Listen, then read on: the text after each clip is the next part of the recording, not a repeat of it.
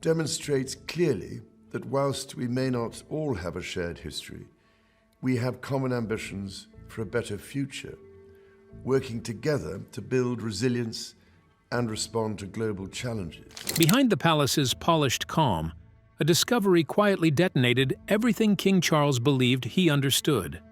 A hidden plan, carefully crafted and kept far from royal eyes, suddenly landed in his hands. And it involved Meghan. Insiders say the moment he realized what was unfolding, the atmosphere shifted from restraint to disbelief. No leaks, no warnings, just a reaction so unexpected it stunned even seasoned courtiers. So, what exactly did Charles uncover?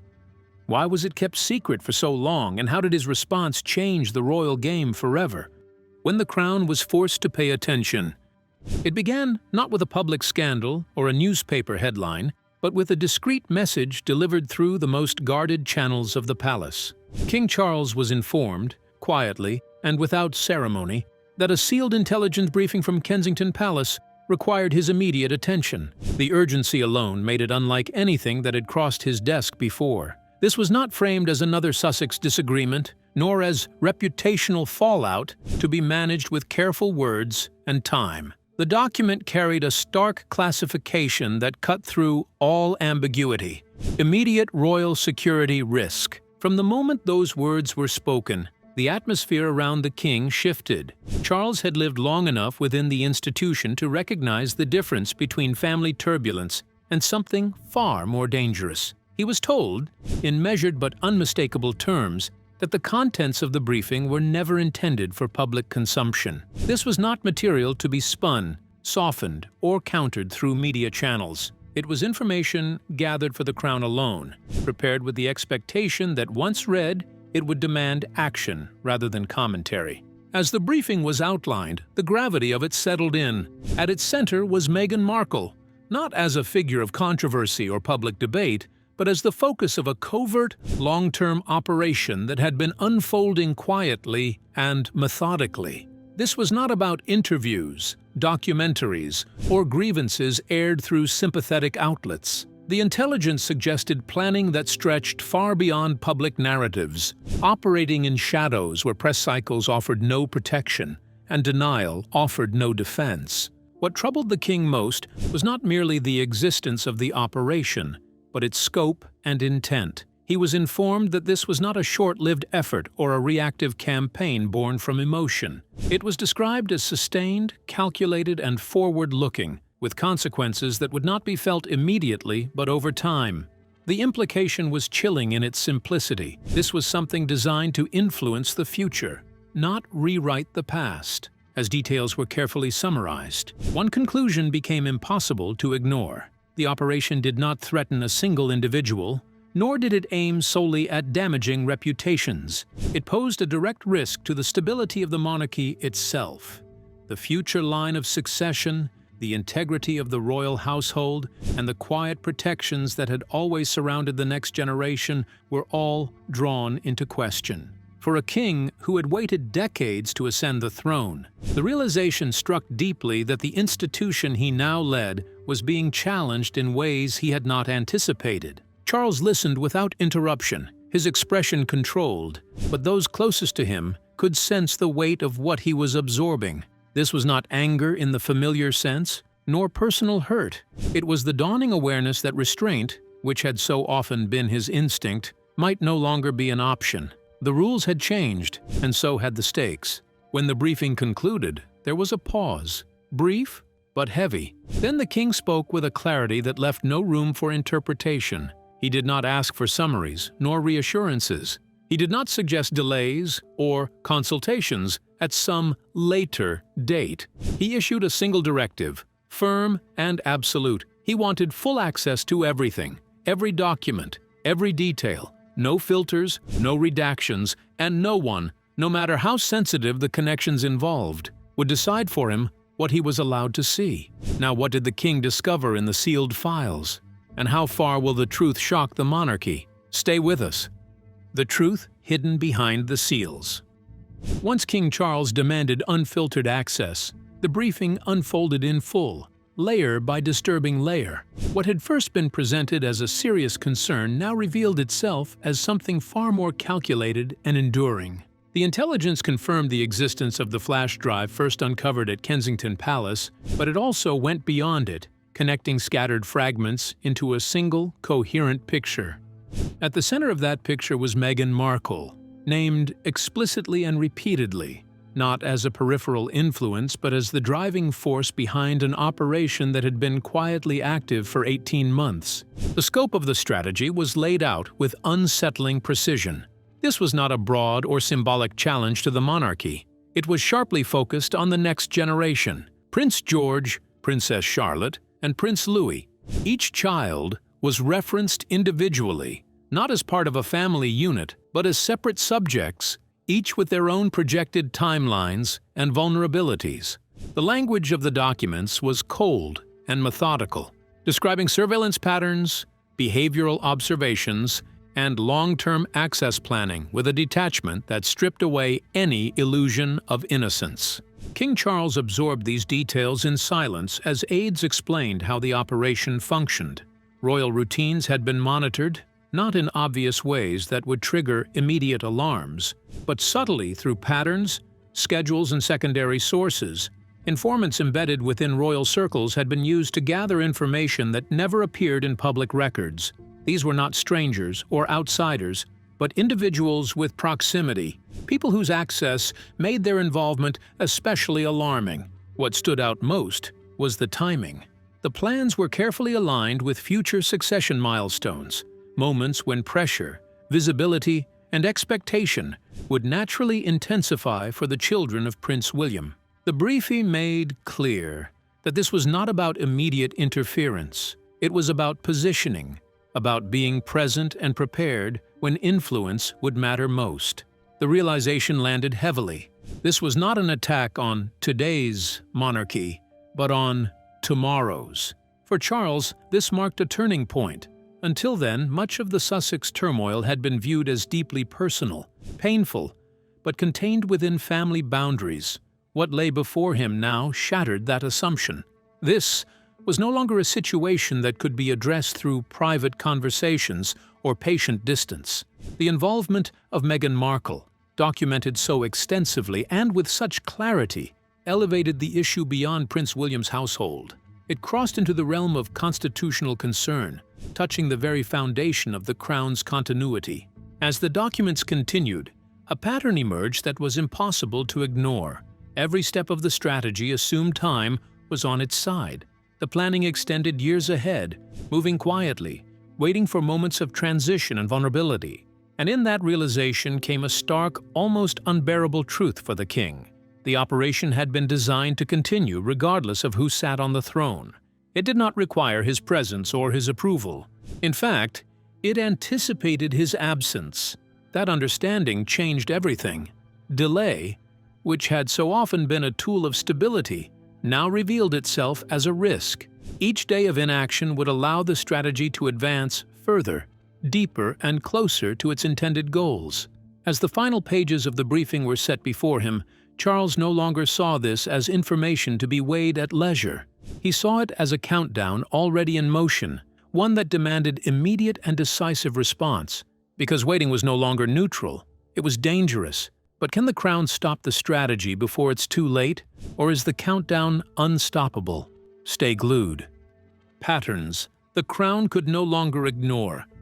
As the weight of the second briefing settled in, King Charles found himself looking backward as much as forward. With the full scope of the operation now exposed, events that had once seemed isolated or emotionally driven began to rearrange themselves into a clearer, far more troubling pattern.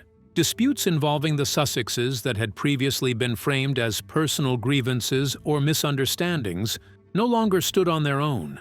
Seen through this new lens, they appeared as deliberate steps, carefully placed long before their purpose was fully visible.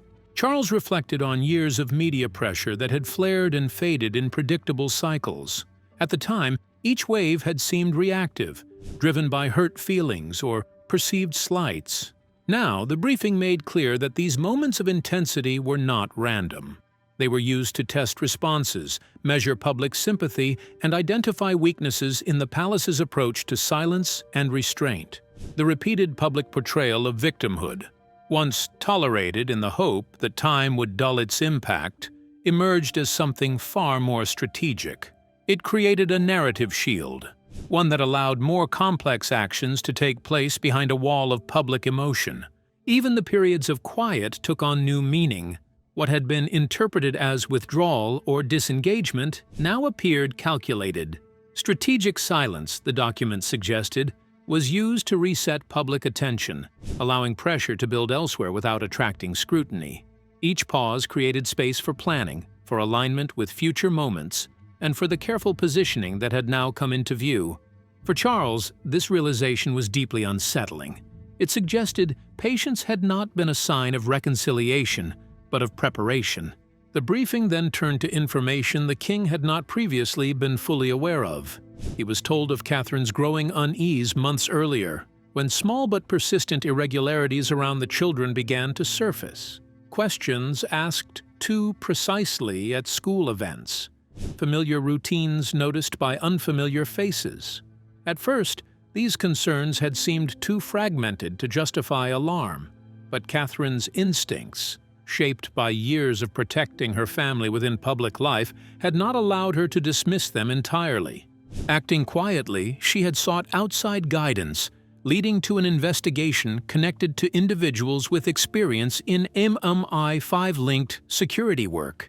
The findings had been cautious but troubling, confirming that information about the Wales children was being gathered in ways that went beyond coincidence. At the time, the evidence had not revealed the full structure or purpose behind it. What it did show was enough to suggest coordination, and that discovery alone had marked a dangerous line being crossed. As Charles absorbed this, the operation revealed itself as something layered and adaptive.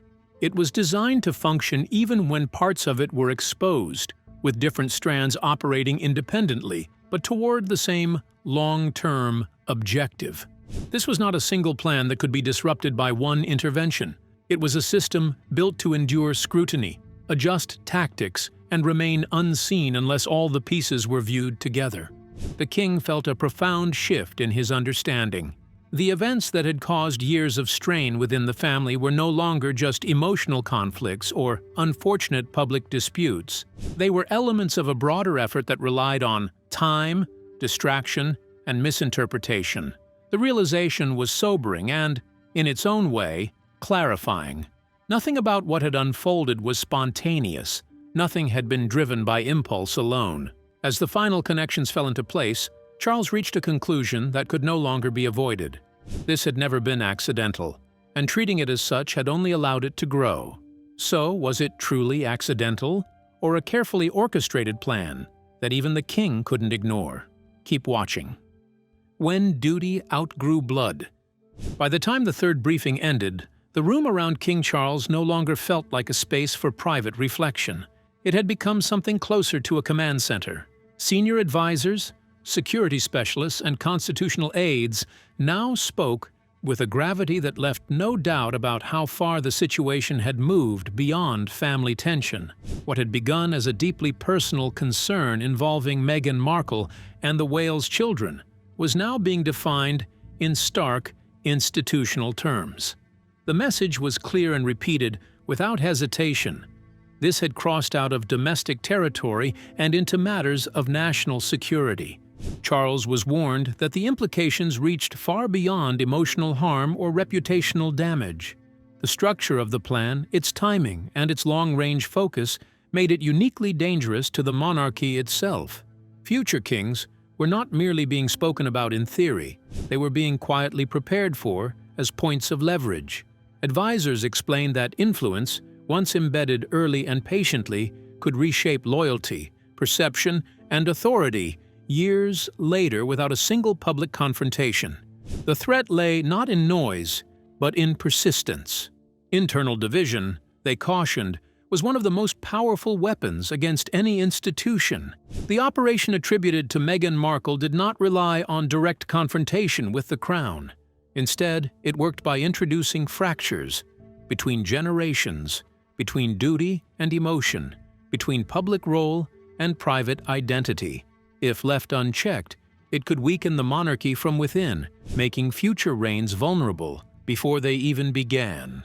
The most sobering warnings concerned the children themselves. George, Charlotte, and Louis were not simply symbols of continuity. They were human beings growing up under extraordinary pressure.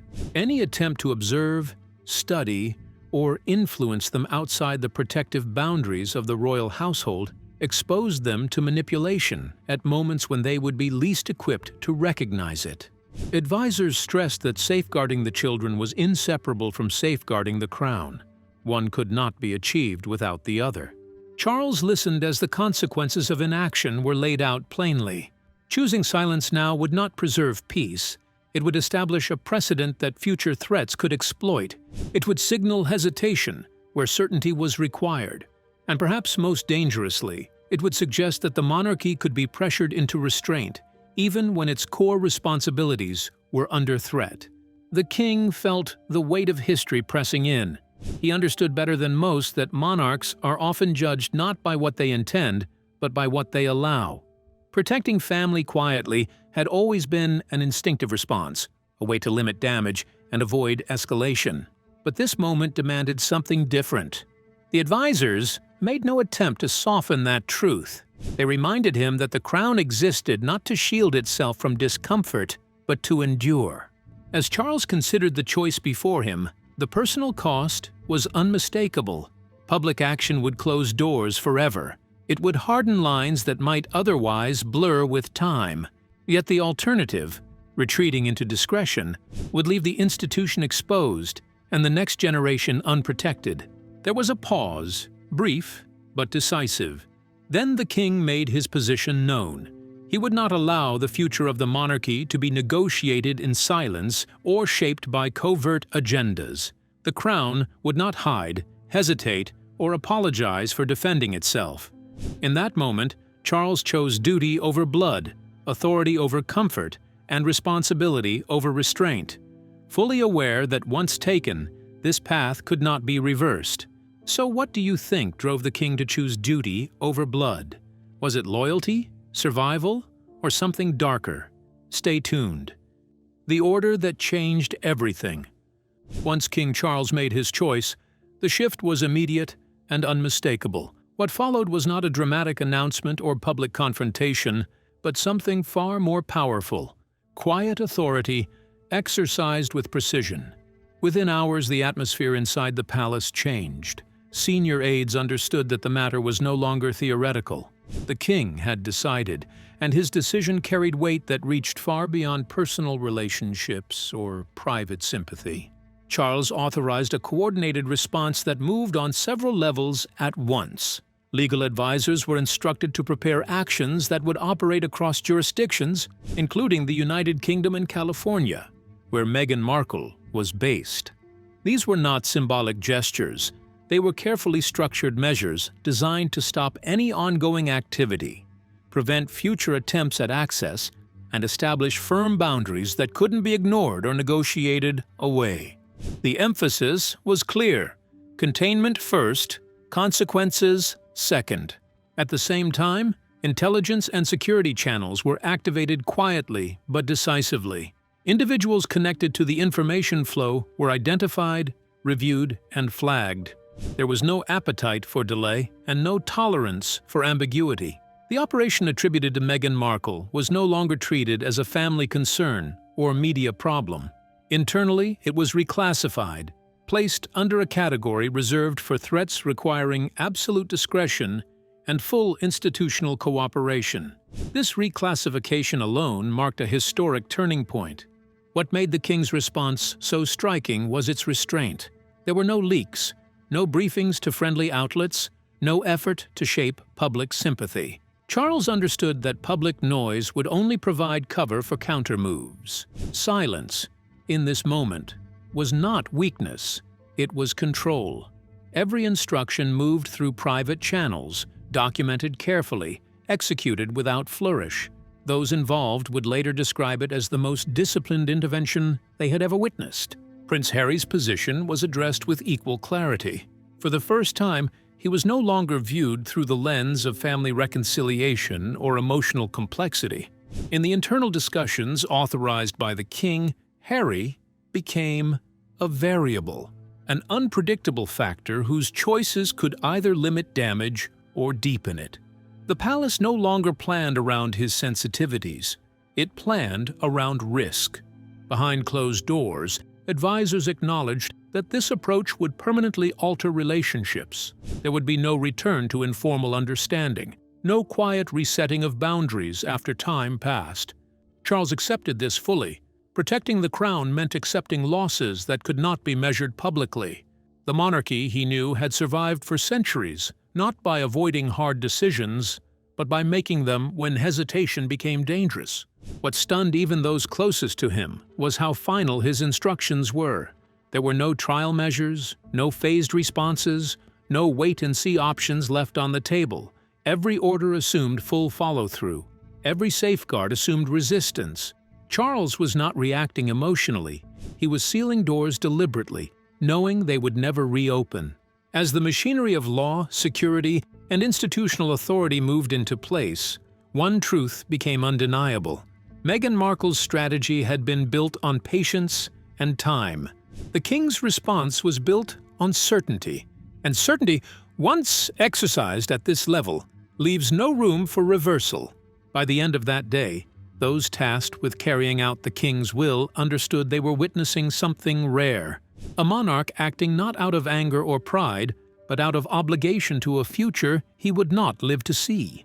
The crown had moved, silently and decisively, and the consequences were already unfolding, long before the outside world realized that a line had been crossed and sealed forever. Now, can anyone survive the king's silent, decisive move? Or has the crown already sealed their fate? Harry faces the unforgiving crown. The message came not in the form of a private conversation, not through the familiar, tentative tones of a father trying to soften the blow. It came formally, coldly, from the corridors of authority, leaving Harry to absorb its weight alone. In that moment, the reality hit him with an almost cruel clarity. His father, the king, knew everything. Every secret, every misstep, every unspoken tension had been laid bare before him. There was no ambiguity, no room for interpretation. The protective walls Harry had once relied on had crumbled completely. For a fleeting second, he imagined the world as he had known it. The private discussions, the whispered reassurances, the belief that the monarchy would shield him from the full brunt of exposure. That world was gone. This was no longer a matter of Prince William versus Meghan, a contest of alliances or loyalties. The dynamics had shifted irrevocably, and Harry found himself standing alone, a figure entirely outside the institution he had been born into. The king's stance could not have been more unequivocal. There would be no protection, no intervention, no attempt at mediation. No one would step in to soften the consequences. No one would act as a buffer against the exposure and scrutiny that awaited. Harry understood, with a sinking clarity, that the monarchy was not a safety net. It was a set of rigid structures that did not bend for personal affection or family bonds. It was a moment of profound reckoning. He could feel the emotional cost pressing down, the sense of abandonment, the betrayal, the disillusionment that comes when one realizes that love and loyalty cannot alter the machinery of power. The human cost was immediate, intimate, and unavoidable. Standing there, Harry confronted a truth that was impossible to ignore. His place within the family, within the institution, had shifted. He was no longer simply a son, a brother, a prince in waiting. He was now an outsider, a man facing the full weight of consequences he had never expected to meet alone. And yet, within that stark clarity, a difficult, almost unbearable choice loomed. For the first time, Harry understood that the decision before him would not be guided by parental protection or institutional courtesy. It was a choice the king had forced upon him, a choice that demanded courage, self-reflection, and the recognition that his path forward would be entirely of his own making. The room seemed to shrink around him, and for a heartbeat, the world felt impossibly heavy. But beneath the weight, There was a quiet determination, the faint stirrings of resolve, a recognition that while the institution could abandon him, it could not dictate his heart, his conscience, or the life he was yet to carve for himself. And so Harry stood, poised at the edge of a new reality, facing the impossible clarity of a father's final stance, and the choice he had never imagined he would be forced to make. So, what do you think Harry will choose, standing at the edge of this new reality? Or can he defy destiny? The Crown's unforgiving reckoning. The operation that had threatened to unravel the monarchy had been neutralized, but its echoes lingered like a shadow over every gilded hall. By now, the immediate danger had been contained. No further leaks, no public scandals poised to explode. Yet even as the machinery of the monarchy functioned with its usual precision, the damage was unmistakable, etched deeply into the relationships, the trust, and the very essence of the institution. In the quiet corridors of power there was a palpable tension, an invisible mark left by the turbulence that no ceremony or protocol could erase. King Charles had acted decisively. The safety of his grandchildren, the integrity of the line of succession, and the authority of the crown itself were secured with a precision that left no room for doubt. Every move, every intervention, had been calculated to ensure the institution remained intact, unshaken in its outward appearance. The king's actions, cold and unyielding as they may have seemed, reflected a clarity of purpose few could question. The stakes were monumental, and he had made certain that the monarchy's core would emerge unbroken. Yet beneath that careful orchestration, the monarchy had changed in ways far more profound than the public could ever see. Trust, once assumed, once relied upon, was shattered. Bonds that had seemed permanent, forged in bloodlines and decades of tradition, were now fragile, suspect, and shadowed by doubt.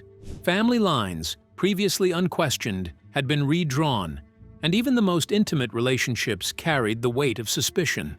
In private chambers and drawing rooms, conversations were measured, glances calculated, as everyone implicitly understood that the monarchy would never be the same. The truth, as it had always been, was stark and unflinching. To his Sussex Royal Instagram page, Prince Harry has just publicly addressed the decision by him and his wife Meghan to leave their royal lives. This upheaval had never been about vengeance, personal rivalry, or settling old scores. It had been about survival, of the institution, of the line of succession, and of the authority that the crown represented. Every decision, every decisive action taken by King Charles was guided by that principle. Personal feelings, familial hesitation, or the potential for public criticism were secondary to the imperative that the monarchy endure. Survival demanded clarity, courage, and, when necessary, unyielding firmness. The human cost of this clarity was immense. Relationships strained under the weight of loyalty and duty, leaving hearts fractured and trust in tatters. Those who once relied on familiar bonds now faced a stark reality. The crown did not operate on sentiment, and the consequences of missteps, perceived or real, were absolute. For Harry, Meghan, and the extended family, the message was unambiguous. While forgiveness could be extended in private, institutional protection could not. The machinery of the monarchy moved forward, indifferent to personal anguish, and the king's decisions reflected the cold calculus of authority. In every decision, every subtle maneuver, the king's gaze had been unflinching. He had seen everything, the ambitions, the schemes, the vulnerabilities, and he had acted without mercy, without hesitation, guided by a vision of the monarchy that demanded resilience above all else. The ramifications would ripple through generations, reshaping expectations, altering alliances, and creating a legacy in which every member of the royal family would understand that tradition, duty, and survival are not negotiable. Even as the immediate crisis passed, the monarchy's landscape had shifted irrevocably. The lines of trust would need to be rebuilt, but the blueprint of the institution had been altered forever. Those who once assumed security within the family hierarchy now recognized its fragility. Every handshake, every private discussion, every public appearance carried the invisible imprint of the recent upheaval. It was a subtle, persistent reminder. The crown observes, assesses, and acts with a precision and decisiveness that spares no one. And in that quiet, almost suffocating clarity, the ultimate truth lingered. The king had acted with purpose, with foresight, and with an uncompromising resolve. The monarchy remained, its authority intact, its succession secured, but nothing would ever feel the same again. The scars of this period would endure, shaping perceptions, decisions, and the very way the family would operate for years to come. The final chilling reminder settled over all. Every move had been seen, every intention assessed, and the king had acted with absolute, unrelenting certainty. So what do you think the king's next move really means for the royal family? Will loyalty survive or crumble under pressure? Share your thoughts in the comments. Don't forget to like, share, and subscribe.